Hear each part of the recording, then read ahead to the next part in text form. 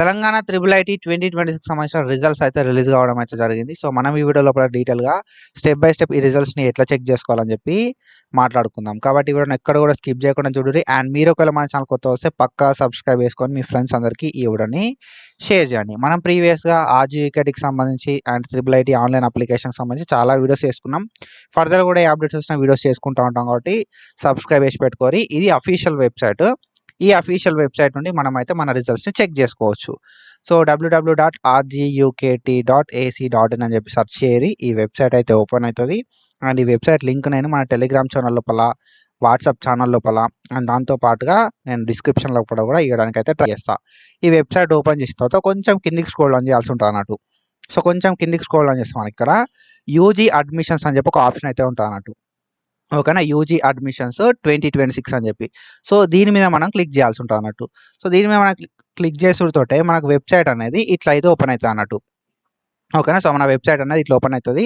So, ఇక్కడ మనకు చూపెడతది online links అని చెప్పి. ఈ ఆన్‌లైన్ లింక్స్ లోపల provisional selection results of UG admissions 2026-27 అని చెప్పి చూపెట్టడం అయితే జరుగుతది. సో, ఇక్కడ మనం క్లిక్ చేయాల్సి ఉంటదన్నట్టు. ఓకేనా. సో, ఇక్కడ క్లిక్ చేస్తే మనకు వెబ్‌సైట్ అనేది ఇట్లా అయితే ఓపెన్ కావడం అయితే జరుగుతదన్నట్టు. సో, ఆర్‌జీఈకేటీకి సంబంధించి మనం ఆన్‌లైన్ అప్లికేషన్ చేసుకున్నాం కదా!